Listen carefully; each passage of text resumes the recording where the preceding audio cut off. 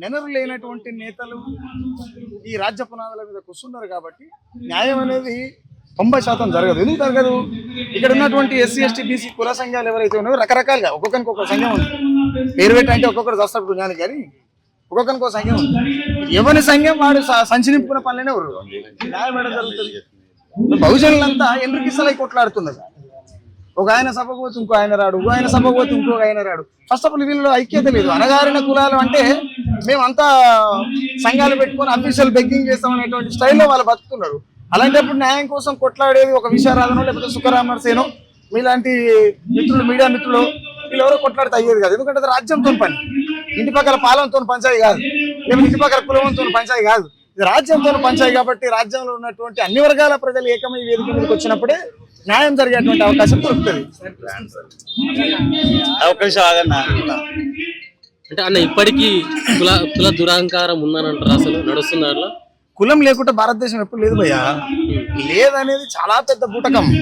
నేనేమంటున్నానంటే, నేను చాలాసార్లు అన్నా, ఇది భారతదేశంలో పుట్టుడునే చేసిన తప్ప మనిషిని మనిషిగా చూడని మతాలనే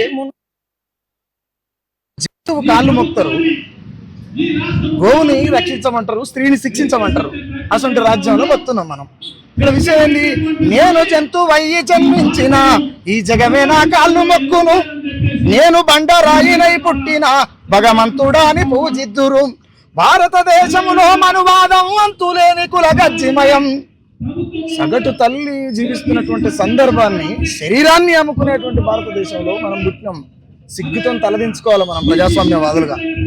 ప్రజాస్వామ్యం బతికలేనటువంటి అప్రజాస్వామిక దేశమైనటువంటి భారతదేశంలో 145 కోట్ల జనాభా ఉంటే వీళ్ళంతా కూడా మతం మత్తులు, కులం మత్తులు, భక్తి మత్తులు వాళ్ళ జీవితాలను మర్చిపోయి మాకు ఏమీ చేత కాదురా నాయన అని విముక్తి లేనటువంటి భక్తిలో బానిసలై బతుకుతారు. అక్కడి నుంచి రియలైజ్ అయితే తప్ప ఇలాంటివి జరగకుండా ఉంటాయి. ఆ ఘటనలో కులం ప్రస్తావన లేదు, కావాలనే కులం ప్రస్తావన తీసుకొచ్చి పెద్ద ఎత్తున రచ్చ చేస్తున్నారని మాట్లాడుతున్నారు. రచ్చ చేసేటోళ్ళు ఎవరో రాజ్యానికి చూపించడం పెద్ద పని ఏం కాదు కదా. రచ్చ చేసేటోళ్ళు ఎవరో వీళ్ళు అనవసరంగా రచ్చ చేస్తున్నారు, రాజ్యం చూపించడానికి పెద్ద పని మరి చూపించాలి కదా. చూపించినప్పుడు వాళ్ళు మాట్లాడుతున్నటువంటి వాళ్ళ వాక్యాలని కూడా తప్పే కదా బ్రదర్. వాళ్ళే ఒప్పుకుంటారు కదా. చూపిస్తలేవు అంటేనే రాజ్యమే నీ చేతులు ఉన్నది. ఆ రాజ్యం నీ చేతులు ఉన్నప్పుడు వాస్తవం నీ దగ్గర ఎందుకు లేదు? వాస్తవం నీ దగ్గర లేదంటే నేను పుట్టకం కదా. వాళ్ళ క్లియర్ చెప్తున్నారు. స్థానిక ఎంపీ మల్లు రవి గారు ఏమంటారు, ఒక పాపనే లేదు, పాప ఆల్రెడీ వేరే అనారోగ్యంతో బాధపడుతుంది. తను 7 నెలలకి పుట్టింది, సో అదే అనారోగ్యం వల్ల చనిపోయింది. స్థానిక ఎంపీ అంటారు. అయితే నేనేమంటా అంటే, మీరు మళ్ళీ ఎప్పుడన్నా అదే ఎంపీ కలిస్తే అడుగురి. ఈ దేశంలో నిండు నొప్పులతో కొట్లాడుతున్నటువంటి తల్లి గడపలు కూడా పిల్ల లేదు, ఆమెకు తిన్నది అరగక ఆయాసమై మొత్తుకుంటుందని చెప్తారు. ఇప్పుడు ఆయన మాట్లాడేది పట్టడం అంతే కదా. వీళ్ళది వాస్తవం కాకపోతే మీ దగ్గర అన్ని రకాల ఆధారాలు ఉంటాయి. రాజ్యం మీ చేతిలో ఉంది. రాజ్యం మీ చేతిలో ఉన్నప్పుడు మీరు బయట పెట్టొచ్చు కదా. మీరు చేస్తున్నది అన్ని ఫేక్ ఉద్యమాలు, ఇది తప్పురా నాయన, పాప లేదు లేదా వాళ్ళ తల్లి గడపలో పిండమే కాలేదు అని చెప్పురు. ఎట్లనన్నా పోరాటాలు పోరాటం చేసిన ప్రతి ఒక్కరు స్వరాజ్యం కోసం మాత్రమే పోరాటం చేస్తారు. చిన్న ఇష్యూ దీన్ని పెద్ద చూడకుండా దేశంలో చాలా సమస్యలు ఉన్నాయంటూ ప్రజలకు సంబంధించిన ఎమ్మెల్యే మాట్లాడుతున్నారు. మణిపూర్ లో ఘటన జరిగింది. మానవాళికి మూలమైనటువంటి తల్లి మానవులు ఏళ్లు పెట్టి ఊరేగించినటువంటి భారతదేశంలో ఉన్నటువంటి మనం అది చిన్నదే అవుతుంది. 2 నెలల చిన్నపిల్లల కాళ్ళ కింద వేసి తొక్కితే ఇది చిన్నదే అవుతుంది. మరి పెద్దదేది గుళ్ళని కాపాడమా? పెద్దదేది మతాన్ని పోషించడమా? పెద్దదేది కులాన్ని బలం చేయడమా? అనేటోళ్ళకి సిగ్గు ఉండాలి కదా.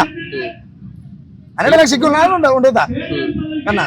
అంటే బీసీల పరిస్థితి ఇంతేనా? ఎప్పటికీ ఇదే అగ్ర కులాలకు సంబంధించిన వాళ్ళకి ఈ దేశానికి బాగా గుర్తుపెట్టుకోవాలి భయ్య. ఇది ఎవరేమనుకున్నా ఇది క్లియర్. ఎందుకనంటే ఈ దేశానికి బీసీలు ఎంత బలమో అంతే బలహీనత.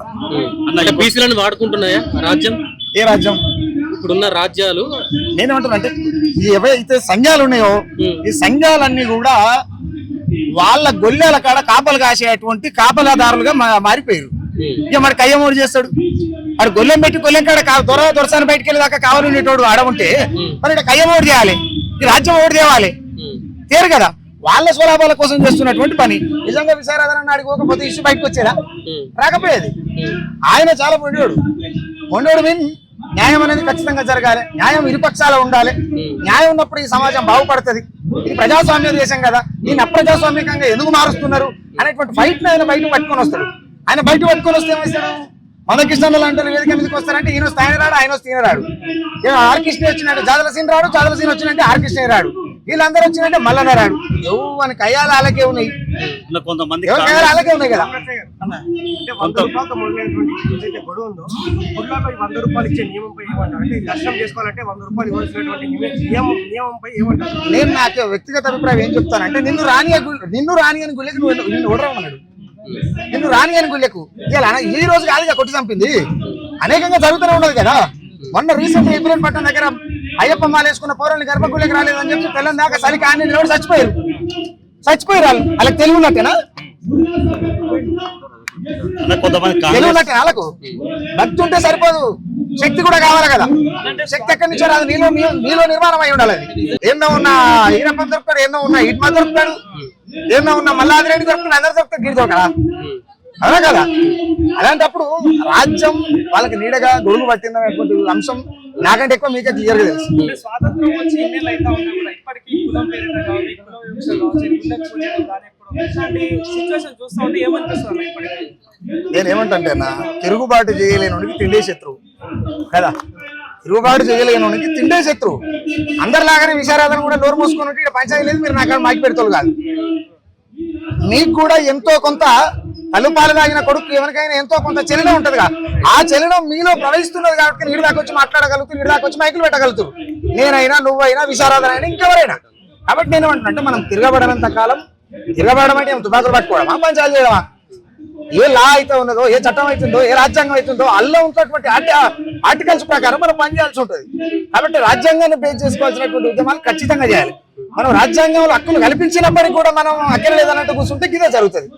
ఇలా ఇడికే అవుతుంది. రేపు ఇది అనుకోకుండా జరిగిందా, అనుకోని జరిగిందా, ఏదేమైనప్పటికీ ఆధారాలు బయటకు వచ్చిన సందర్భంలో రేపు ఇది క్లియర్ గా రోజు జరిగేటువంటి అంశాలు.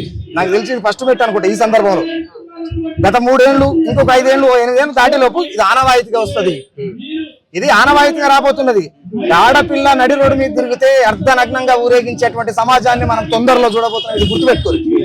కులం కుంపటిలో ఈ మునిగిపోతున్న ఈ వ్యవస్థ గురించి ఒక పాట పాడాలి. ఎందుకంటే ఈ దేశం కులం అనేటువంటి గజ్జి కలిగినది ఏది కూడా ముందల వల్లే. నేను అందుకే ఏమంటున్నా, తక్కువ కులం అంటే వాదో సుఖ తింటున్న దొర, నీ ఎక్కువ ఏమిటి బంగ్లా మీది బడా దొర. బండి సత్తాను ఒక టైంలో ఈ పాట రాశాడు. ఇట్లా మాట్లాడుకుంటూ పోతే అనేక పాటలు. నేను ముఖ్యంగా ఏమంటే, ఈ దళిత బహుజనులు ఎవరైతే ఉన్నారో వాళ్ళు ఏకంగా అనంత కాలం ఈ వ్యవస్థలో అవస్థలు ఇట్లనే ఉంటాయి.